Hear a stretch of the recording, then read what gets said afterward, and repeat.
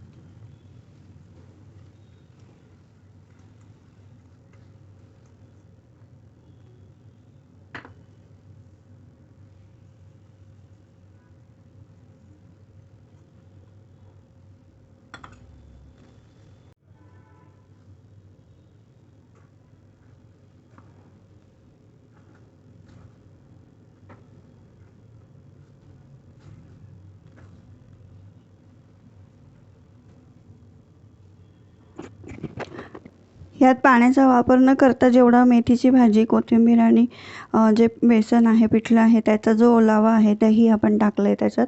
त्याचा जेवढा ओलावा आहे त्यामध्येच पीठ जेवढं बसेल तेवढंच मी घेतलेलं आहे। त्यामध्ये परत एक्स्ट्रा पाणी टाकलेलं नाही आहे।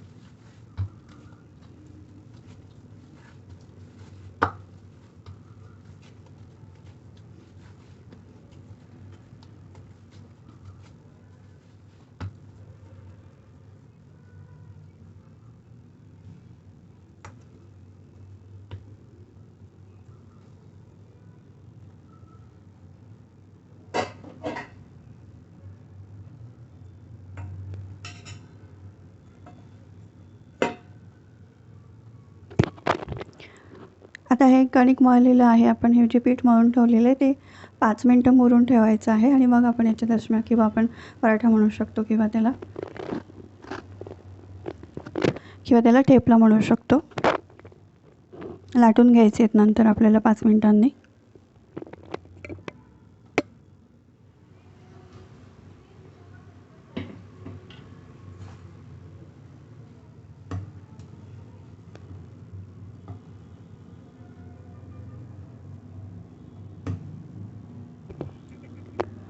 आता रेग्युलर जसं आपण ठेपला किंवा दशमी जशी लाटतो तशी लाटून घ्यायची आहे.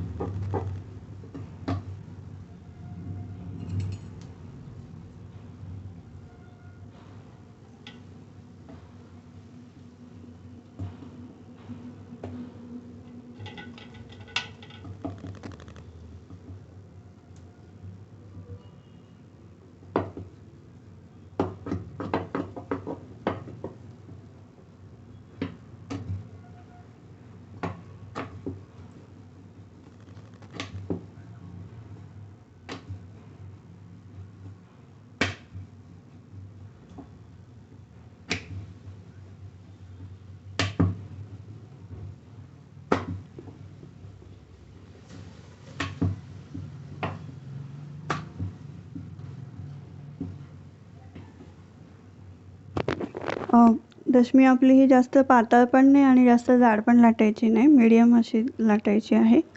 आता आपण ही शेकून घेऊयात. एका साईडला मी आता तवा गरम करायला ठेवलेला आहे.